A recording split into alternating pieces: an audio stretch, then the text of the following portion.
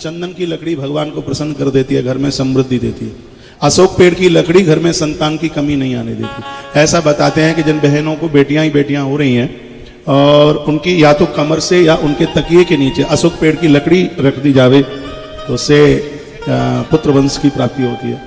लकड़ी की महिमा, जामुन की लकड़ी, उसका पानी लीवर और किडनी को तंदुरुस्त कर देता है, अंदर के इन्फेक्शन को दूर कर देता है। और पीपल की लकड़ी उसके द्वारा यज्ञ किया जाए तो वह रोगों को दूर कर देती है। और सच मानिए तुलसी की लकड़ी माला बनकर उस पर जप करने से भगवान की प्राप्ति करा देती है। सब कुछ इसमें लकड़ी में छिपाए। घर की जिम्मेवारियों से आपकी पूर्ति हो गई है।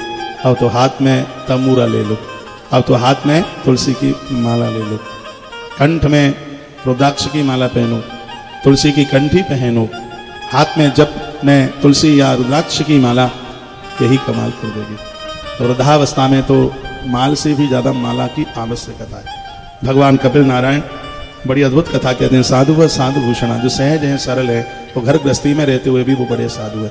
इस उम्र में भी आपको क्रोध आ जाता है, थोड़ा नमक ज्यादा हो गया, थोड़ी मिर्च ज्यादा हो गई या कम हो गई या समय से नहीं भोजन मिल पाया तो आधे से ज्यादा खून तो आप क्रोध की भट्टी पर ही चढ़ा करके छुन करके खत्म कर देते। थोड़ी सहजता हो, थोड़ी सी सरलता हो, और ये सब भजन के बिना नहीं मिलेगी। और वो यौवन के वो ढंग निकल गए हैं, वो चढ़ी हुई आंखें, वो समय निकल गया है। अब मिजाजी से काम नहीं चलेगा, अब आपको सहज बनना पड़ेगा, आपको सरल बनना पड़ेगा। जिस समय आप सहज होंगे, सरल होंगे, शांत होंगे और सदे हुए होंगे, उसी दिन घर में भी रह करके आप साधु बन गए होंगे। और भगवान कहते हैं ना, ऐसे साधु, ऐसे महापुरुष जो सर्वभावी, उन्होंने मेरा ही आश्रय ले लिया। इस वृद्धावस्था में कोई आपको अपना आश्रय देने वाला नहीं है, इसलिए हरि का आश्रय लो।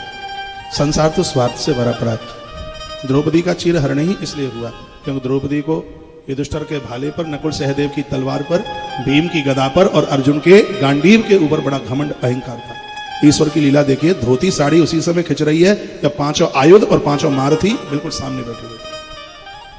परमात्मा ने सिद्ध करके बता दिया, मैं तुम्हारा था और मैं ही तुम्हारा रहूंगा और कोई नहीं है। ये तो सब दुनिया संसार स्वार्थ से भरा पड़ा है। इसलिए उन लोगों का संग करो जो ईश्वर के आश्रय में रह रहे।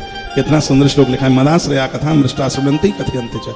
ऐसे लोगों का संग करो, भगवान कहते हैं, जो ईश्वर के आश्रय में रह रहे, ईश्वर की कथा सुनते हैं, उनकी कथा सुनाते हैं और रो रो करके बस उन्हीं के लिए वो कीर्तन करते हैं। उन्हीं के लिए उन्होंने जीवन तपन्ति विविदास्तापा नेतान मंगल चेतस, जो मुझे छोड़ करके माँ कहीं जाते ही नहीं है, दिन रात मेरे स्मरण में लगे हुए, उनकी आंख में मेरे लिए आंसू होते हैं। हे माँ, उन भक्तों को मैं भी तो एक क्षण के लिए नहीं छोड़ता।